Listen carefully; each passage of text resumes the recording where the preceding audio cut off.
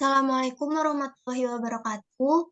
Perkenalkan, kami dari kelompok 8 dengan anggota Puspanayati Ferdiansa dengan NIM F1C221004, kemudian ada Suci Anggraini dengan NIM F1C221018, dan yang terakhir ada Kamila dengan NIM F1C221057.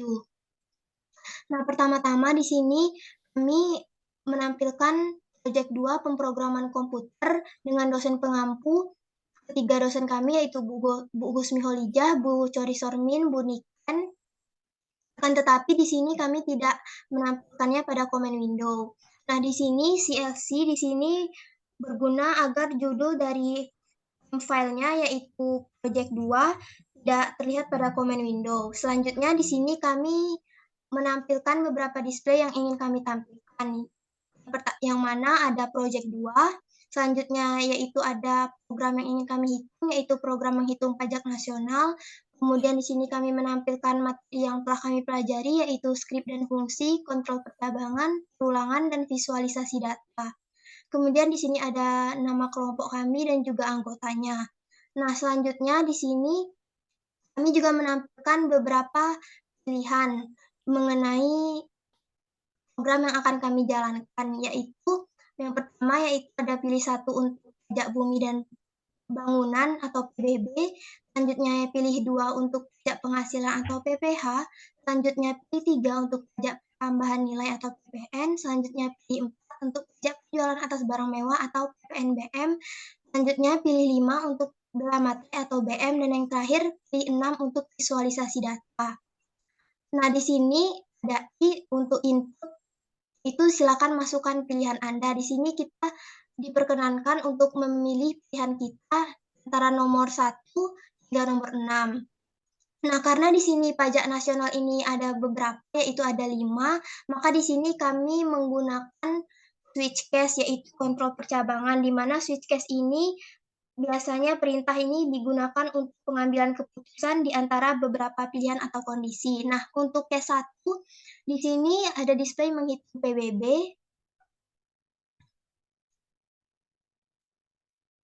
Nah, sebelum masuk rumus dasar menghitung PBB, yaitu 0,5% dikali NJKP, maka di sini kami nilai NJKP itu didapat melalui pencarian nilai NJOP terlebih dahulu. Maka dari itu kami di sini ada pendefinisian mengenai NJOP, yaitu nilai jual objek pajak. Di sini ada LT untuk input luas tanah, selanjutnya ada LB untuk input luas bangunan, selanjutnya ada HT untuk input harga tanah, selanjutnya ada HB untuk harga bangunan. Nah, untuk menghitung nilai NJOP-nya, maka kita memerlukan nilai tanah dan juga bangunannya. Untuk menghitung ketiga ini, kita menggunakan function, yaitu hitung P, hitung B, dan hitung NJOP, di mana untuk hitung P, di sini function-nya yaitu function P sama dengan hitung P dengan variabel LT dan HT, di mana rumusnya untuk P yaitu luas tanah dikali harga tanah. Nah, untuk function hitung B, sama seperti hitung T, di sini function B sama dengan hitung B dengan variabel B dan HB, di mana rumus untuk B-nya sama dengan luas bangunan dikali harga bangunan. Dan yang terakhir di sini ada function untuk hitung NJOP, di mana function NJOP sama dengan hitung NJOP dengan variabel T dan B, dan rumusnya yaitu NJOP sama dengan T ditambah B. Nah, lalu setelah kita mendapatkan nilai T, B, dan NJOP, di sini akan ditampilkan nanti nilai T, B, dan NJOP-nya, karena di sini kita menggunakan display. Nah, selanjutnya di sini, karena NJOP ini memiliki 2 syarat atau 2 kondisi, maka kita menggunakan if, yang mana biasanya if ini digunakan untuk kontrol percabangan tentang persyaratan atau kondisi. Nah, if NJOP lebih besar sama dengan 10⁻9 atau 1M, maka NJKP-nya dapat dihitung dengan 0,4 dikali NJOP atau 40% dikali NJOP. Nanti dapatlah besar NJKP-nya. Nah, untuk NJOP lebih kecil, 10⁻9, NJOP lebih kecil dari 1M, maka NJKP-nya dapat dihitung dengan 0,2 dikali NJUP atau 20% dikali NJUP. Nah, hingga yang terakhir didapatlah rumus PBB itu 0,5% dikali nilai NJKP-nya atau 0,5% ini dapat diubah menjadi 0,05 dikali NJKP. Maka dapatlah nilai PBB-nya. Nah, di sini kita akan mencoba, silakan masukkan pilihan Anda. Kita pilih 1, luas bangunannya yaitu 60, harga tanahnya 1 juta,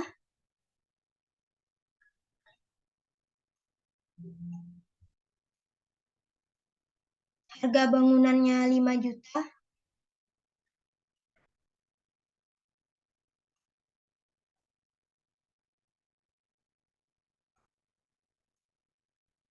maka didapatlah nilai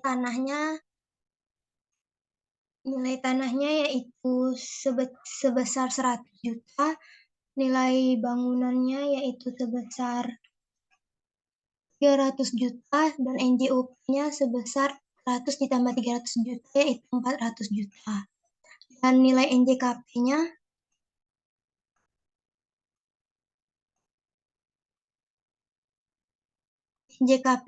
yaitu sebesar 800 juta. Maka PBB-nya yaitu 400.000. Selanjutnya untuk case 2 di sini adalah program untuk menghitung pajak penghasilan.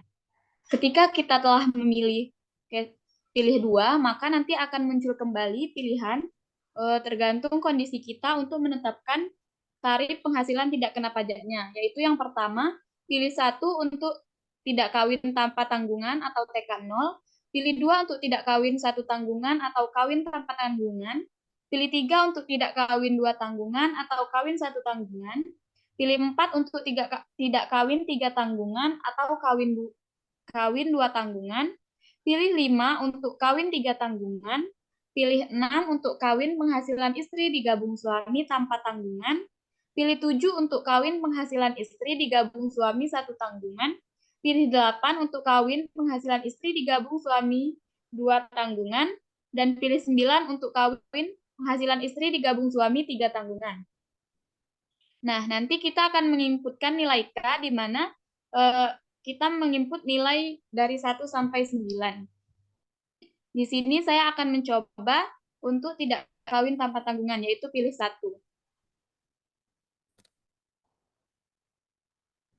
Nah, selanjutnya kita akan memasukkan nominal gaji dalam sebulan. Misalnya, gaji dalam sebulan adalah 6 juta.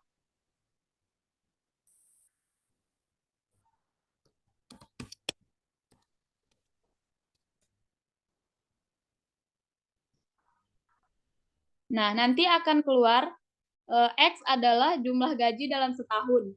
Selanjutnya, nanti akan keluarlah pajak penghasilannya untuk gaji 6 juta. Selanjutnya, case 3 adalah program untuk menghitung PPN, di mana kita akan memasukkan DPP, menginputkannya sesuai dengan barang yang dimiliki. Misalnya, nilai dasar pengenaan pajaknya 500.000.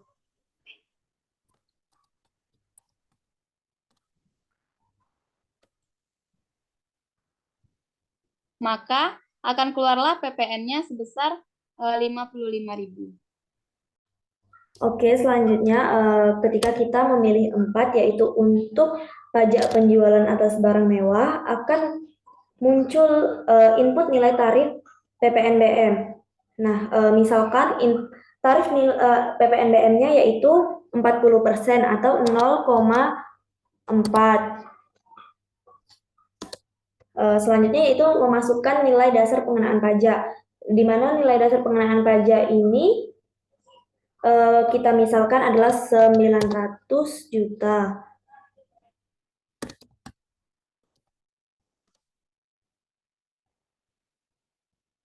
Maka didapatkan hasilnya yaitu N sama dengan 360 juta, di mana N ini mewakili dari PPNBM.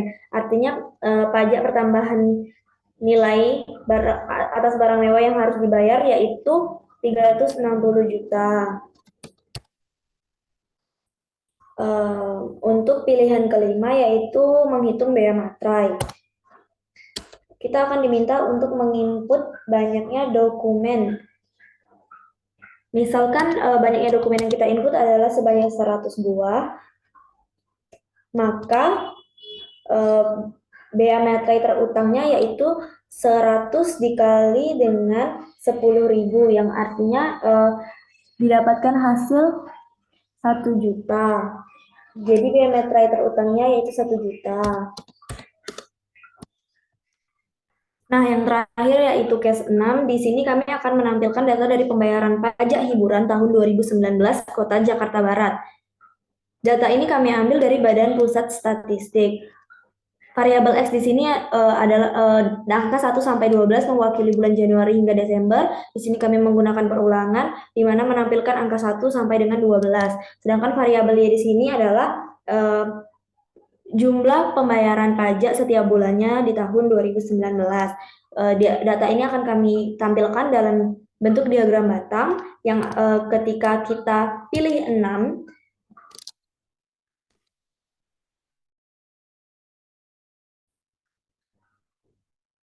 maka akan muncul diagram pembayaran pajak hiburan tahun 2019 Kota Jakarta Barat seperti yang sudah terlihat di layar. Nah, inilah visualisasi data dari pembayaran pajak hiburan tahun 2019 Kota Jakarta Barat ketika kita memasukkan pilihan 6. Mungkin itu saja yang dapat kelompok kami sampaikan. Kurang dan lebihnya saya mohon maaf. Terima kasih. Wassalamualaikum warahmatullahi wabarakatuh.